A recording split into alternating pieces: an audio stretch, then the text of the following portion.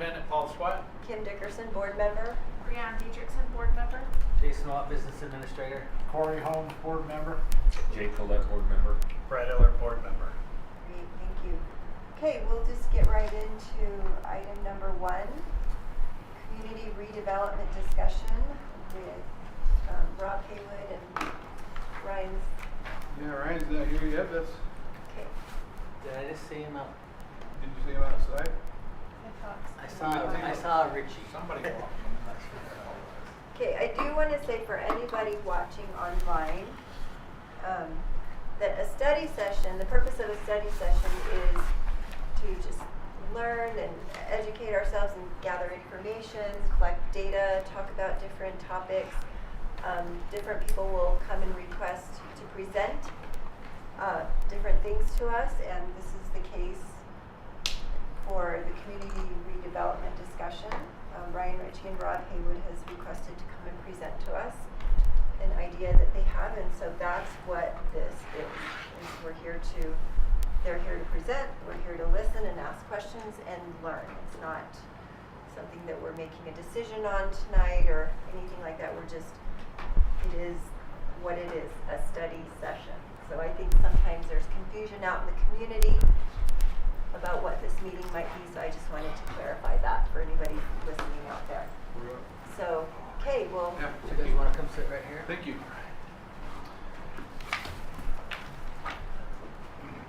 So we could put some stuff on the board here. Is it how would you go from here, Jason? Go to your displays.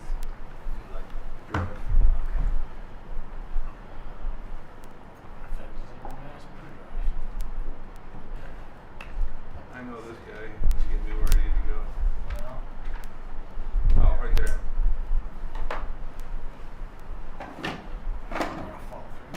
I did last time. Oh, you need to be on the Wi-Fi. And we have about till 5:30. 45 minutes. We'll go. You want to start? We'll pull up the Do you have a PowerPoint. Yeah, I think that'd be fine. Okay, 5:35. 35? Okay. We can do the. With I can just questions, connect is that hard. what you- like we have to stop and Yeah. go during this. Hey, do you have an HDMI connection? Won't reach that far. Okay. We're a little closer, right? Or if you want to come sit up here, let's do that. Scoot down that way. Okay, does that work? That's he's gonna get here. Okay. Thank you. Oh, you already have one. Are you presenting on the application? She switched it away from the application. That's Oh, you okay. did? If he's got. All right. Thank you. Sorry. It's all right. That work? Yeah. Somewhere, somehow?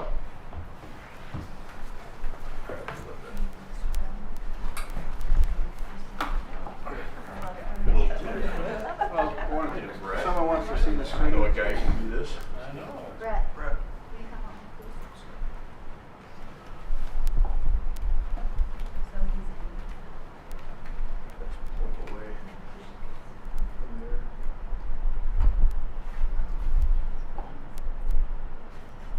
Huh. There you go. Okay. All right. Hate kneeling. Sorry. Got this. Let's see how to just. We'll grab you a chair. Right here. We're in a special chair. It's hard. It's hard. We had it. They disappeared on us. There we go. Okay. All right. So we have been working on this project since 2006. The first part of the land, and now there's a Smith's. So Smith's is on the southern half of this project, and then east of Smith's we have part of our approval process with Heber City. We got approved for 600 apartment units with some retail, and include the Smiths, the new Smiths that you guys see there now. So the southern half is going to consist of the Smiths, the front retail that we already have out there. You can see the first buildings under construction. New Jersey Mike's, everyone's going to be excited about that one coming, and then some others. And then we've got some other tenants coming there. And then the north side, though, is where we have 600 multifamily units. We're going to do about 270 multifamily units on the south side, east of Smith's. So just east, just behind it, just behind the building to the east. And then the north side, we've been planning on a project with we're calling Station 7. And this we're going to use the rest of our entitlements on the north end to do to maximize the rental units there. So we'll have we have up to 600. We're looking at I forgot the townhomes. We have townhomes in there as well. Yeah, but So the townhomes take like 330. We have about 270 units left on the north side. And so to maximize that, we call it a preferred plan, where we've got frontage, we've got retail frontage, we've got a hotel planned in here, and we've got some apartments, and we've got some really cool. What we lack in town, I have since I was a kid, is a place to go and have an environment where you can hang out and be at a place where you can do more than just grab some tacos and get a sandwich or get an ice cream. It's a place where you can go hang out and congregate and have people around it. Midway is doing a really good job of creating walkable retail, and they've got a really cool walkable location there along Main Street and out towards the Dainty Pear and the Folklore Bookstore and all the stuff that Kim works. yeah, Kim works there. That's right. Haven House. Haven House, a beautiful place. So that's a really cool area. You can walk between those. We don't have anything like that in Heber, and so we've come up with this project. And so we're going to show you two different scenarios. One is we've been talking to the city about participating on the increment side. So in our project, we're about to show you here, the difference between doing Project A and Project B is the cost of the infrastructure. Specifically, it's the parking infrastructure. And in order for us to maximize the retail and the environment of this project, what we're coming to the school board to help us to look at with us is a participation in the tax increment for us to be able to build a parking garage. That's really what this boils down to. And what we can provide with and without is what we're going to show you today. So without the participation, we can provide a project that's about 20,000 square feet of retail, with a 15,000 square foot office and no hotel. The whole project is surface park, because the difference in surface parking, to surface park costs us about $10,000 to $12,000 a stall. To do a parking garage costs us between $25,000 to $30,000 a stall. So if we have to provide our own parking, then we can afford surface parking. We're coming to the community to say, hey, we'll invest more in our project, give you a better project, if we can get some of our increment out to be able to pay for infrastructure. That's really that's the base case we're trying to provide. With this, we also this comes without placemaking or a plaza. It also, so I want to just get to the numbers and just distill the numbers for everybody. That if we just do the without, where we don't ask for any participation, we just go we put the parking out on the surface parking, and we put the 19,000 feet of retail and office, and then we do some apartments. Those are the revenues that would come to Wasatch County School District right there over that same period of time. When we finish building out, you'd have a project that would generate about $279,000 a year in revenues for the school board. Then beyond that, so your total collection for that same period of time, that 30-year period of time, is $7.5 million. What we're asking for is the with case, and we're going to say why. Why would you participate in this, and to what level? With your participation, because we can collapse that parking out of this giant, huge parking field and can put it into a tight box, and can put a 5-level box in there and build a bunch of parking stalls. We can take 600 parking stalls. That's we have a 613 stall parking garage that will enable us to then add. We'll take the land use and increase the land use into retail and a hotel. So we have additional uses with that. It gives us 57,000 feet of retail. It gives us a 110 key hotel room. It's a Marriott brand we've already secured. We have, again, it's a mix of some surface and some structured parking. And it also gives us this really cool gathering location, a place where we can, do more than just eat a sandwich and get an ice cream, have a place to socialize. And I'm sure everyone's traveled around. You go to California, you go to Arizona, you go to Nevada. These types of locations are all over the West, and they're places where you can do different types of shopping. You can also have an experience where you sit and sit outside and be outside and enjoy the environment. So we came up with this proposal. We know that the CRA has never been done in the whole county before, And so we know this is a new concept about participating. This is something we've done in several other projects up on the Wasatch Front.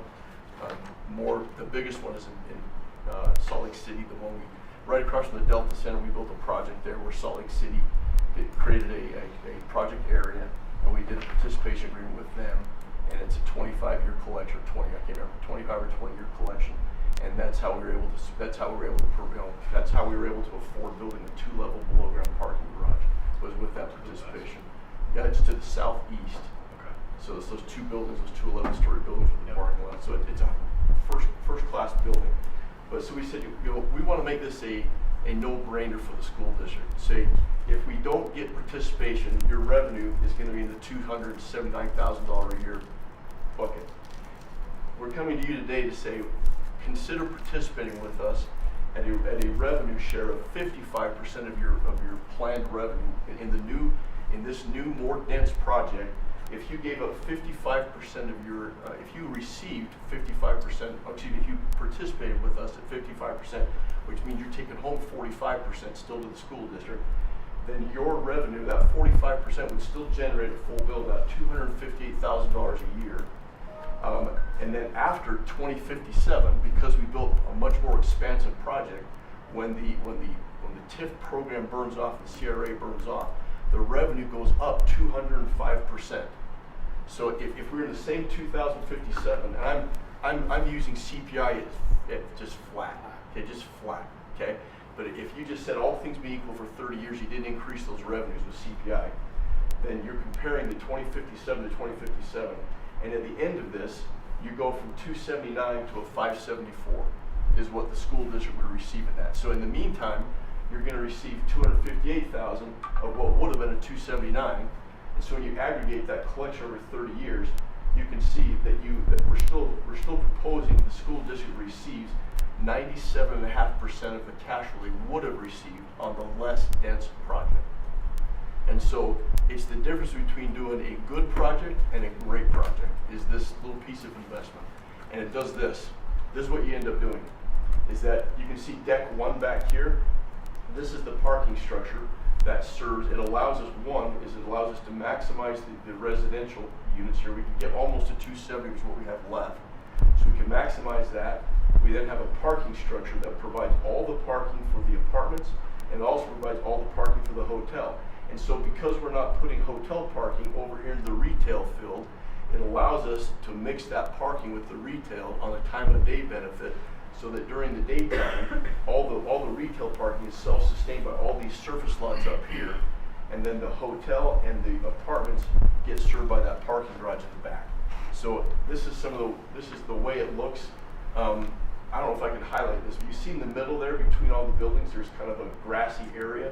That's our event lawn, where we have an area where we have patios, you can spill out, we have all this retail. This retail is planned to be food and beverage, it's planned to be experiential retail, it could be Tacovas, it could be something like that where you come out and experience some retail in the outdoors instead of just being inside. So these are some present images that we've wanted to just plant some ideas for your imagery there. You can see the difference in how we can densify all this back here and create this, I call it a retail pocket, because it's a chance to come off the street. We'll have traditional retail up here in the front that we've improved the architecture dramatically. I'll show you where the architecture direction's going. But we've improved the experience up here, but more importantly, we're creating this really cool pocket back here with the hospitality that allows this experiential retail to occur in the back. So just walking you across the site to show you how this goes. I want to then contrast it with the next level without that deck. You can see we've taken steps to hide the deck, so it's not, and we can screen the deck, we can add screen. We've got some pictures made in here. We show how you can screen the deck. But just walk you around the site and show you what that can look like. These are some images of the inside as your ground floor looking across. If you're over at Smith's Park looking across the street, this is some of the ways that we've anticipated this event lawn could look with the hotel, and just a place to activate and bring our residents down here to the core. The new Smith's is the #1 demand driver in the county now. I mean, that's where all the traffic's going down. So now this is an opportunity to capture some of that and bring it closer. This is the without scenario. This is what we can afford to build a surface parking lot without the without the school board's participation. The reason the school board is so important to this is the school board controls 70% of the property tax, as you guys already know. And so without the school board participating in this, this is what we can afford to build. And it'll be a good project. I mean, we don't build garbage, we build nice projects. But it's without an event lawn, it's without, it says an event park, it's part of the, part of this project. We could only fit 245 residential units in there. We had to surface park everything to get this to work. And it's just not the same experience. As you can walk around the site, it's just not the same experience, and it's a third of the retail. And where the biggest revenue generators are for the county, is in property taxes, but it's also in sales taxes. And so if we can add that tax base by going from 19,000 feet to 57,000 feet, that's the proposal. This is the shot I think is so dramatic about seeing how much land gets utilized by that parking field. And we can tighten up that footprint with that parking structure, and we can then add the other 40,000 plus feet of retail and add the hotel. This has no hotel because we can't fit the hotel in there. Hey, So Ryan, just make a comment here real quick. Some people in the room may be thinking, well, we don't want a denser project, it's going to be more traffic. The kind of experience that we're having here, creating here, will be better for all the residents. And I don't think that would, you don't have to go very far to see what development well really could do. It's going to be okay without it.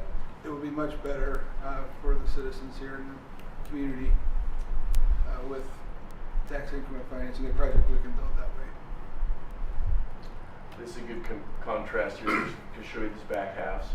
You can look at the difference in land use and just how much tighter we can get with that one versus this one. Then of course how much that opens. And you can see how this is coming way out into where the retail is now.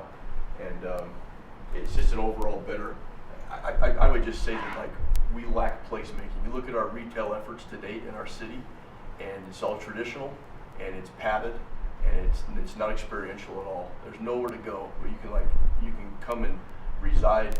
You can have you can spend 2 or 3 or 4 hours there with your family or with your grandkids or with whomever. That's what we're trying to create, a place to just congregate and enjoy the community. So just some other shots. This is a picture of a place in San Juan Capistrano. We were traveling all the way. We saw some of these really cool locations that co-locate this experiential retail into a public space, and it's really what everyone's doing around. This project here is actually in Montana.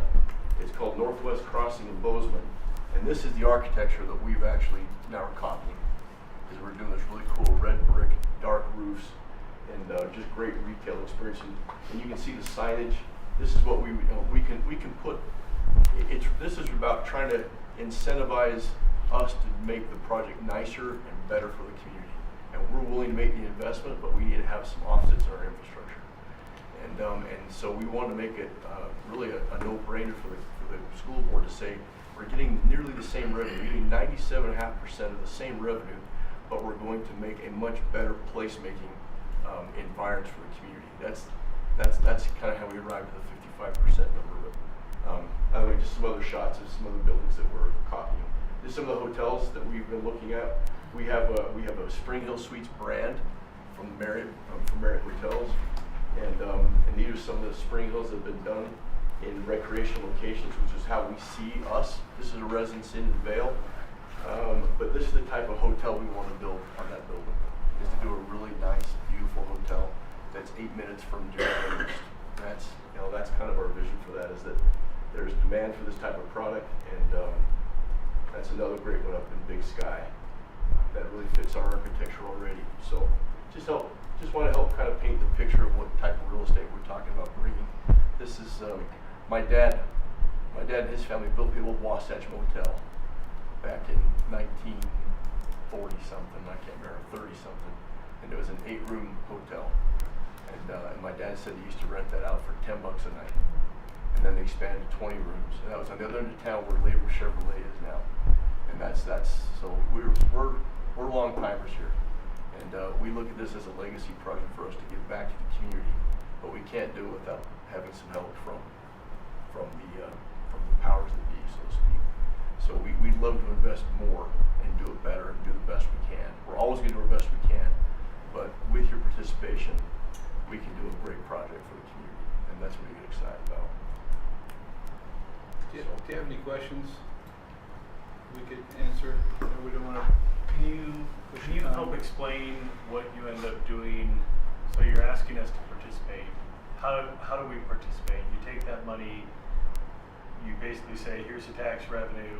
You're gonna then turn around and bond on it, or whatever you're gonna end up doing to get That's financing right. to go build it. That's right. Can you explain that process? Yeah. What type of valuation you would end up being able to create and You bet. generate with that? Yep, great question. So when we ran the model, I didn't include the models. I'm happy to share the models with you to show you how this works, because there's a certain amount of property tax increment that we collect through all the, we put the school board, I show these to Corey saw this, and Kim also saw it. We did a little session with them to show them these numbers, but it generates around a $13 to $14 million of revenue over this 30-year period of time from the various participants in property tax. And then we have the school district participating at receiving 45, participating 55, and then we apply a discount rate on there. So current bonding right now, we have it in there as 6%. So we have a 6% discount rate on there, which generates right around $5.7 to $5.9 million of net present value revenue on that 30-year collection. And that's the money we can go monetize, is off that bond, off that discount rate. So if we can get a 5 1/4, we have more. But if we can get but right now the bond rates are going up, not down. And so that's how we monetize that cash flow stream, is through a bonding process. The other thing I noticed is you went from having 20,000 square feet of retail and 15,000 square feet of office space Yep, to not showing any office space. that's right. So it switches all to retail. Why would you change away from office? Big reason is time of day parking. So office is a heavy user Monday through Friday, and then we get the benefit of nighttime and weekends, which is the peak demand for retail. So if we would have put a retail use in that 15,000, it would have made it so we had fewer apartment units, because we would have needed more parking to support the retail peak demand. So we want to be realistic about what we can provide, and office doesn't generate a big cash flow. It doesn't give a big tax flow. So we wanted to make sure that we were focusing on revenue generating real estate. We're going to ask for public participation. So my question goes to your numbers. These are just projections. Yeah. We don't really know if. No, we do, because they're based on tax assessed values. So we know, we take those comp sets based on current comps in the market, and that's what uses the comp set for retail. So that's where they come from. So they're real numbers. For 19,000 feet of retail, we know if we produce $450 of annual revenue, we know exactly how much we can generate in tax. But it's still a projection. You don't really know if that Not- development yeah. is going to bring that in. Yeah, we don't know if It's that's a going to be. It's a guess. We don't know if that's going to generate $300 a foot or $1,300 a foot. If you go over to back 40 is doing $5 to $6 million out of 5,000 square feet. That's just doing $1,100 to $1,200 a foot. You go over to, I can't name another one. I don't know what the hub does. I have no idea what their volumes are, but yeah, real estate is relative, and so that's why when we invest heavier and do a nicer project, it creates synergy and it brings people there, and so you'll spend more dollars per foot in a center than you will in a one-off location. That's the theory behind it. And when we add the hospitality piece to it, you're just creating placemaking. That's what we're after, is to try to make it so it's try to create a sense of place that we really don't have in Heber City. That's the goal. But you're right, they're just projections, but we pick relatively conservative projections to run the numbers.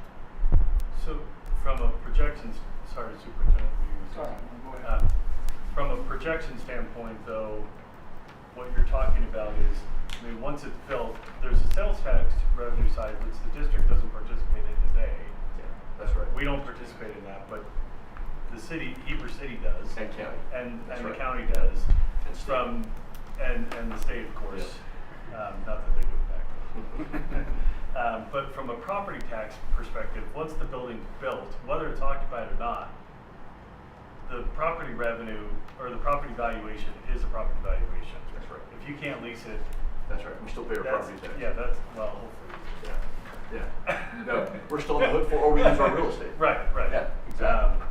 So, okay, and then can you help me Yeah, if right, it feels but like I'm that's actually, talking no, on, that's by a the great way, point though, because. that's our microphone, just so you know. Okay. So if it feels like I'm yelling at you, I'm not really yelling. Projecting. I'm projecting because people can't hear us online. Yeah, we're Yeah. trying to get people Yeah. who are watching. Sorry, what were you gonna say? I was just saying, that's a really great point, because the projections we brought in today are only property taxes. Yeah. We haven't even, because there is no benefit to the school board for sales tax, so that's a great distinction. And because I think this is an important question for us. A lot of retail places, it's hit or miss whether they like kids, Yeah. right? So how does a project like this provide value to the school district or to the teenagers or other community members of that age, Yeah. right? How does a project like this provide value to those kids? Well, one, it'll be a place for gathering, so the kids in the community will have a place. Like right now, all my kids, they leave town to go do something. They all drive down the canyon, they all go out of town, and if we can stop them from having, we've had 2 accidents today on Highway 40, and if we can keep our kids from having to travel those roads, because we can bring either a great ice cream parlor, or we can bring Just don't tell Dairy King. well, Dairy King's a fixture. They're not going Yeah, anywhere. yeah. They're not going anywhere, but we need more of that, right? The queue out there, look what they've had to do to route their queue. I mean, that's the real reason we want to give a place that the kids can stay and not have to leave and go down the canyon all the time. And It's just not just the users either, the tenants that are coming, it's the actual placemaking. Showed you that little activated park within in the center of all the retail. And that's kind of the ambiance I think we're trying to create that will draw people to there to gather. And it'll be fun. Yes. So just to be clear, you're asking all entities to participate. You're not We are. asking just the We're asking schools. everybody. And you mentioned 55%. So you're asking for 55, or you're asking for 45? Asking for 55, and you retain 45. And then from all the rest of the tax recipients, we're asking for 80. For how much? 80. You're asking for 80 Yep. from Yep. For Okay. 30 years. For 30 years. That's them. right. And it has a 30-year life on it. Yep. And do you have, and I know you were throwing some numbers around there. Yep, go back to You it. feel like that the 45% or the 55% that you're asking for would be, let's say there's the first year it hits the tax rolls, you're projecting it to be 31. and then. Yeah. Yep. And I think I think nowadays it's pretty standard for school districts, and this isn't the time to start getting into negotiations, or this is all just very informational and very preliminary, and but your total number Yeah. is 7.3 million over the 30-year period. Right. How much do you project the parking garage will cost? It's going to be about $15 million, $15 to $18 million. And you spoke a little bit, you spoke a little bit about like you were almost keeping it to just the parking structure. Is that correct, or Yes. is it on the whole project? It's really for the parking It's structure. for the. It is. It's just for the parking Yep. structure. Yep.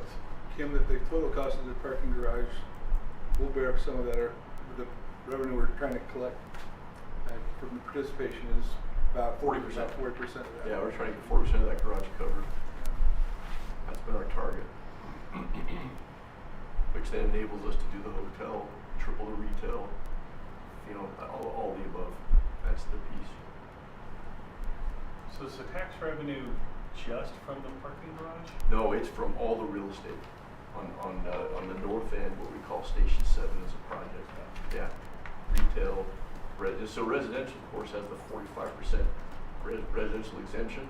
So that's why the hotel is so critical, because that's going to generate a big tax base. And then the retail is a big tax base.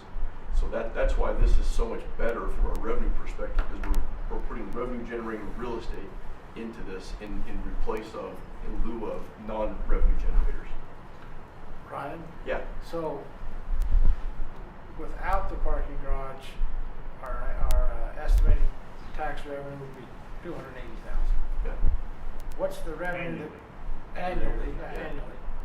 What's the revenue that would be created with the parking garage? Right there, 258. No, it's got to be more than that. Oh, Five- sorry. 574. Oh, after. 574, okay. After, No, It's currently. Yeah, Yeah. the revenue generated would be 279, and then after, if you build the parking ramp, garage and everything else, it's 574. No. So Well, what he's asking is. he's only showing that, you're only showing the difference, but that's what we collect. No. Ask it again. Let me see if I can get it. So I'm sorry. Didn't understand it. What's the total tax revenue, just the property tax revenue, that your project will produce without our participation? Without your participation, are you? No, 279 is our cut. That's your piece. What's the exactly, total? which represents 70% of it. Okay, so if we So did you just add 279 divided Yeah. by 0.7 will give you. Yeah, a you number. another 120,000. Okay, so call it 400,000. Yep, 400,000. And So you gotta go 45% more of the 258. that's right. You gotta go beyond that. Yeah, this is what generates. That's your piece. That the 574 is what you would get as 100%. And that represents 70% of the whole. So you add another 30% to that, you're another $160,000. So you're going to be like 730 is what that generates as a bigger project. I didn't come prepared for that one. Got it. And just so I understand the why, because when the county presented, the public outcry was those dollars are tagged for education, they should go to education, and we have had a hard time passing bonds. So this is something we'd have to defend. So I wanna make sure I understand your reasoning. It's because after 30 years, we would have an increase of 300,000 basically a year, and the gathering place for the community is, am I Yeah, better understanding real the why? estate, longer revenue, better stream of revenue long term, and we're making the case that you're getting 97.5% of what you would have Right. gotten under the without scenario. So we tried to say, hey, how do you make sure they can't say no? Because if you say you don't want to participate, then we build this one. You get that revenue stream, but you give up the upside long term, and the community loses out on a gathering place, and better real estate. So one thing for me that's a little bit different about this scenario than what the city presented, in my opinion, the city was going off a lot of projections for what may be, for what they might want to do, what the plans might be. This is an actual, well, I hate to use the term shovel ready, but this is a project that they're already moving forward with, and the big difference is what are they moving forward with? So. Okay, We're out of time. yeah. I would love to see your modeling though. Yeah. If you wouldn't mind. I would too. Absolutely. that. Love to share it. Love to share it. Yeah. Any other questions? No. Thank you. Okay, thank you Okay, so It's been a much. hard Thank stop, you. so thank you. Okay. Appreciate your help. Thank you. Thank you for the presentation. Well, thank you. Glad for listening.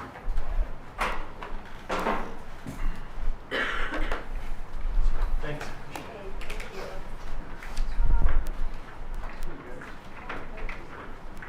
Okay. Eric Campbell.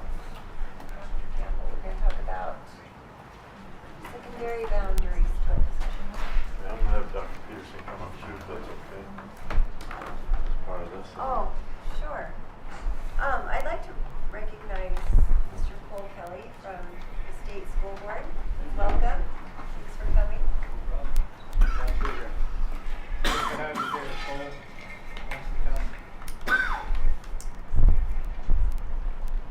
Okay. There are two Cole Kellys in the world, and they both have ties to the wrestling world. So, yeah, our own Mr. Kelly's oldest son is named Cole Kelly as well. I tease that they spell their name wrong, but Which one? He says I'm kidding. I knew which one you'd say. You're EY.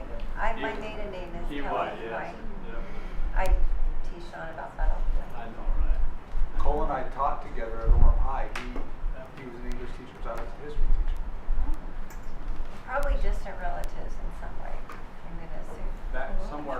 Should we pull out the? We rebelled against this, the incorrect spelling. You sound like Clint. Okay.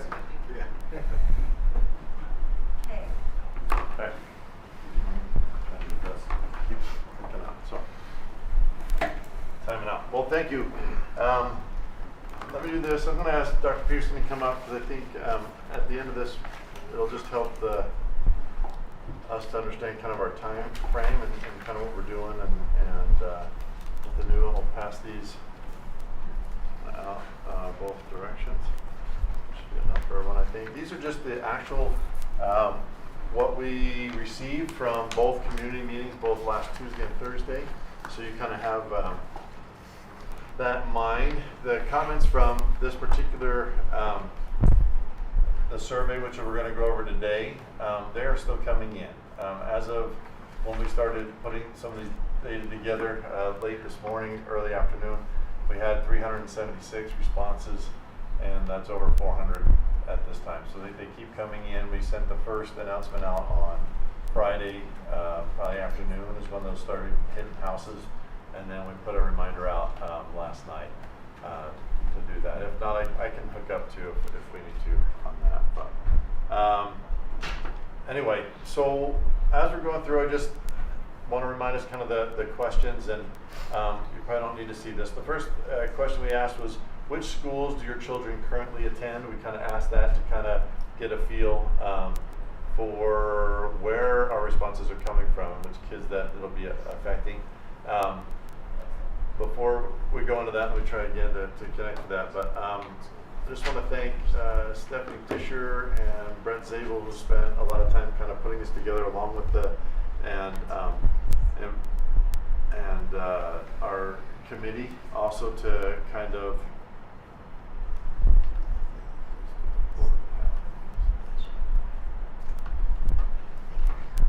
putting this together. Thanks. Let's try this again so you can see what those questions are. But and Brianne also really kind of spearheaded putting this together for the committee, and a lot of back and forth. So want to thank them for doing that, and also Mackenzie Neufi for putting the video together, which I think helped people to really be able to respond and have that background information so they could respond to this. So these are the questions that we asked: which schools do your children currently attend? Select 2 factors that you feel most important. We gave them that list from our PowerPoint presentation that you guys saw last Tuesday and Thursday.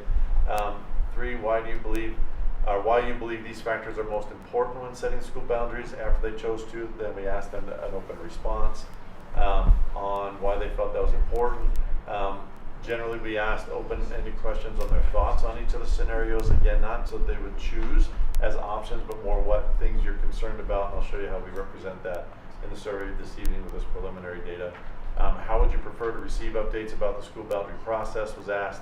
I'll hit that one last. And then what concerns or questions do you have in general about potential boundary changes? And so what we've done here is these were where the survey responses, the children, where they were coming from, and community was that they didn't have any children, that they were just responding to the survey. Either a teacher that would have received it would have had it. Again, the survey responses were 376 individual responses, but because we have families in the area like Kevin Rich that has about 10 kids in every school going on up, so that actually turned out to be 661 total responses, and that's what you see on the percent size, just to kind of see what is the portion of that. But certainly if someone chose Heber Valley or Daniels Canyon Elementary, that could represent multiple kids, not just one.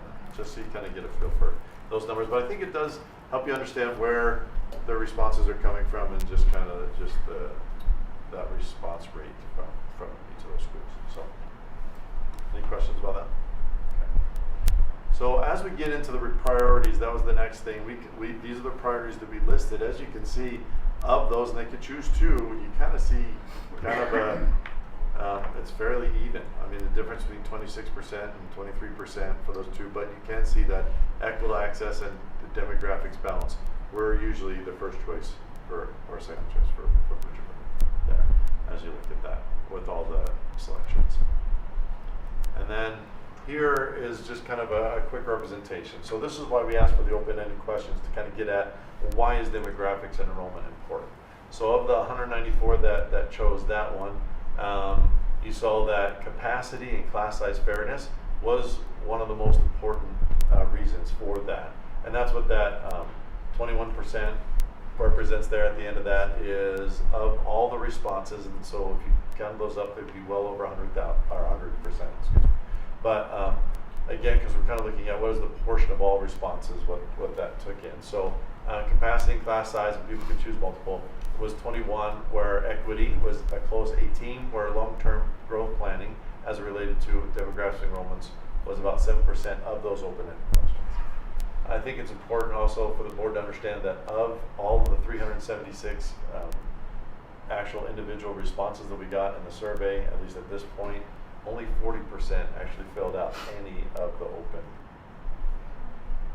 open response questions. So it is actually a minority of those that took it. So as we're looking at what they chose, when they're clicking on it, you have more people respond to that. People weren't, not as many were interested in filling it out. But of those that did, here's the responses. Under equitable access to program services, again, the big one was offerings. Electives, CE, you heard that a lot in the Tuesday and Thursday meeting last week in the public meetings. A little bit, we're concerned about a rich school, poor school split, as we talked about equity that way. And then there was just a small percentage, just a couple of comments on the teacher quality parity. And we heard that a little bit at the meetings too. Well, how are you splitting up the teachers and how do you do?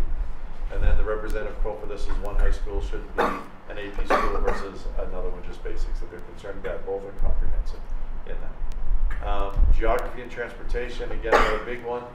The majority of those thoughts were on the safe walking and no Main Street crossing, and we heard a little bit of that they're concerned about Main Street, Highway 40 as a crossing piece. Highway 40 is scary for new drivers, minimize daily crossings. We kind of see a few comments along those lines. Shorter student drive times was something that I think there was a couple of comments in the public meetings, but a few that came out in the survey, and then bus route efficiency were a couple of comments too. The last one, feeder patterns, you can see keeping peer groups together. That is something that we heard a lot at the community meetings and also on the survey. We'll see later that as we kind of analyzed all the comments, that becomes a big one across. But the quote is, friends are a huge part of teens' support system. Don't split the elementary schools, but yet if we look at the geography and transportation, that does split that Daniels Canyon as we look at that. So these are the things that we have to weigh out as a board as you look at that. Any kind of thoughts on that? And again, this is not meant to be exhaustive because we haven't received all those yet, but just to kind of give a feel to the board of what are the types of things that you can see. I really need to thank Kevin and Brett, who did a lot of work on this with AI to try to tease out these things and get us some quantifiable things from the open-ended So nothing surprising. responses. No. Yeah. Other thoughts or questions regarding this? I think it's interesting on the demographics and enrollment balance.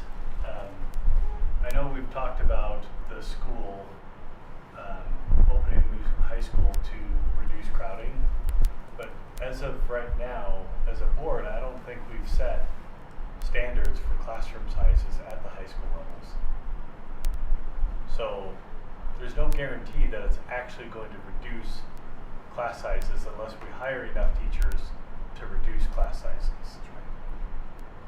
So if that's a priority for the community, then the board has to hear that and say, if we want to reduce class sizes, there should probably be some type of standard that says, whatever that, unless there is one, I don't know if there is one, but I know right now my daughter has classes that have 39, I think she said 39 kids was her biggest class, and on down. So I think it's a good point, Brad. I think it's a good point.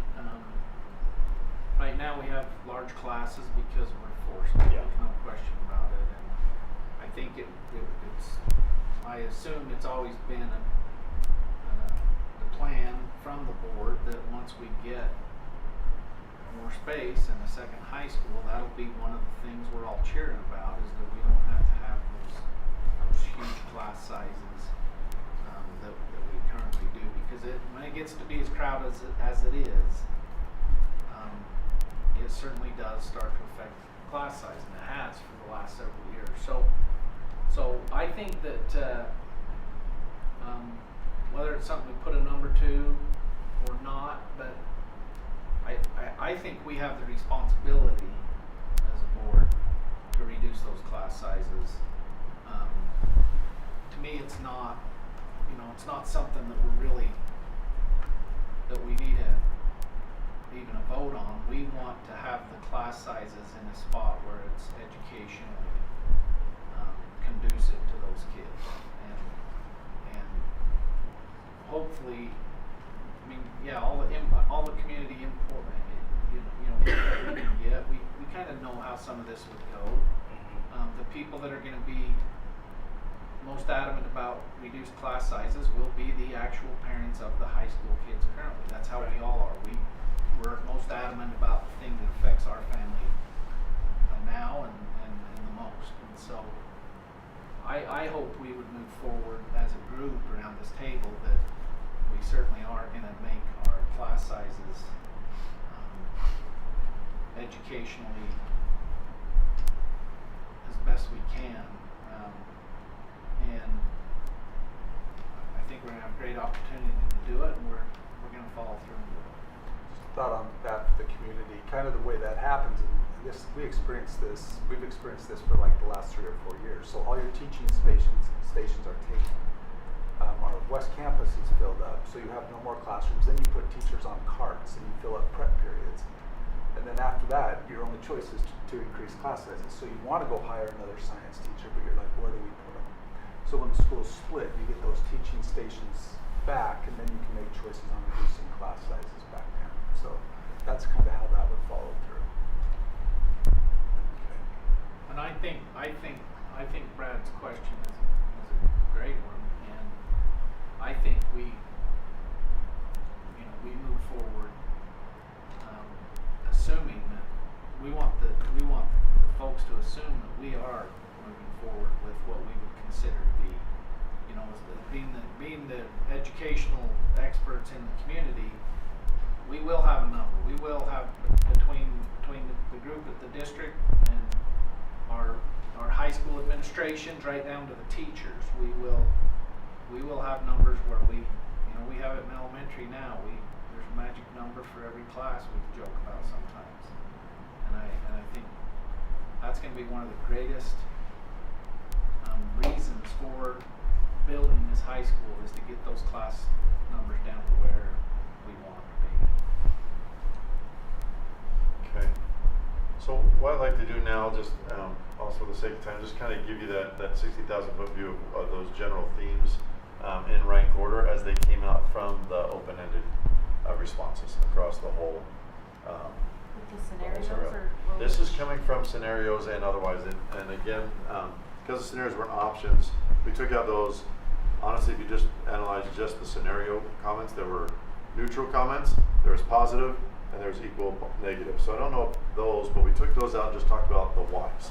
And so that's what we're pulling here is the why you like that scenario or not, and that's what this is generating, not do we like it or not, and taking out those parts. But pulling that all in, and again, using AI to help us a little bit. The number one was continuity, keeping their kids together. Again, no surprise there for some of the things that we talked about. Again, it was mentioned that not splitting middle schools was mentioned a little bit more than elementary schools, but both were separate. And then school size and enrollment balance, keeping the numbers equal between schools popped up quite a bit. And then they wanted to keep them the equal numbers between schools, yes. And then avoiding big and small schools dynamics came up more often. And then program equity concerns, again, talking about a little bit that's pulling in the offerings with that. Transportation and safety came up quite a bit. Again, Highway 40 and Main Street were mentioned a lot. We kind of combined those comments, those being the same thing. ChatGPT didn't realize they were the same thing yet. Distance to schools and bus routes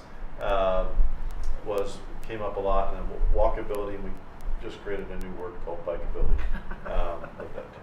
the surveys. I like it. I thought this was, and again, this was from ChatGPT. I didn't put these in here. This is pulling out from the surveys. One of the 4 things is just the expressions of gratitude and appreciation for the way we're doing this. Thank you. You guys don't hear this all the time. Thank you for the consideration and efforts. I appreciate this email, video, and survey. You guys are doing amazing work, and I trust you'll make the right choice. Right? That was fun. So I thought that was great. That's great. Well, I didn't do it. Thank Claude and ChatGPT. And Kevin and Brett that know how to pull that stuff out. Geographic logic and proximity. Again, does it make sense? Again, Highway 40 is mentioned again, so it's pulling up in a lot of different areas. And then students being able to attend the closest schools, kind of going back to that bikeability. Again, I think that's mostly for the middle schools, because we're considering that for both. Is my best guess. And then the other ones that were also, but much lower, specific school references. So you know that there's more concern, and this is no surprise coming from the J.R. Smith that's already split, the Daniels Canyon that we've talked about splitting, and then just the middle schools in general because they will be affected by these boundaries. Those schools came up more often. We didn't see any references to Heber Valley or Midway or Oldham. So equity and demographics. As we've already talked about, East and West Valley dynamics is it a Midway versus Heber kind of dynamics were some of the comments that kind of came up with that. Certainly a few comments on please pay attention to future growth and development, even though we shared that we were being very conservative in these numbers. We really weren't taking that into consideration in the numbers that we shared. And then the current student distribution, looking at disruption, that would be from, again, kind of talking about the continuity, So that's kind of generally it. And then how they would like to receive the information was email, by far one, with a little bit of text and social media, a little bit of district website, as you can see that going down. Not so much board meeting, there's not as many people watching. That is a really tiny text. It was. That was a good, yeah. The ophthalmologist in town asked me to do that. So, just to check you guys out. That is it. And then Dr. Peterson was going to kind of share our process moving forward and how we're trying to get this information as best we can and moving forward for our ultimate goal. So this is something that we gave out, but we realized that we have 3 new board members since we first went over this. So we're going to take you guys through this real quick. And again, a lot of this is if you have questions, you'll have this in your hands, and you can kind of see the timeline that we created. This was about 7-8 months ago that we came out with this timeline. Some things that I want you to look at.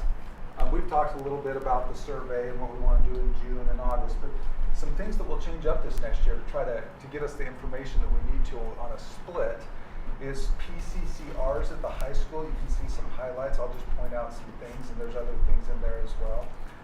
PCCRs will start our juniors and seniors basically the first day school starts. So we can start getting courses, know what they want, see based off the splits, maybe what offerings, how many teachers we might need in each school. Look at those 10-10 courses, the college courses that we look at, and really start getting a grasp on numbers earlier rather than later. If you look in October, that's kind of a big one. That's based off the work that we did last time. That's when we'd like to have boundaries finalized and finalize the school choice discussion, which you guys have already started along that line. Why that's so critical is once we hit December, you'll see that people start being named into places, and before we do that, we want them to know like what the split is, where their kids may be, all of those kinds of things. So you'll see some things like that's when we would start talking about, where the assistant principals would go, because we'll split those out. We'll start talking about counselor splits. This is a big one when it comes to programs. We talked about this the other night at Rocky Mountain, making sure each school has strong team leads in both schools. So we get that leadership infrastructure starting to be placed in December, and then you can see that flip over to January. And this is something when I was working with Skyridge and Lehigh that was really beneficial. Once you get those leadership teams and that leadership split, you allow them to take a trip to like a conference or something and discuss their school for a couple of days. And moving forward and get that leadership grounded, because they're going to come back and Wasatch will be a little bit new, Deer Creek will be brand new, and they're going to want their vision coming out of there and what they want to do as a faculty. So, and then we'll start actually splitting that faculty out in January as well. So not just the team leads.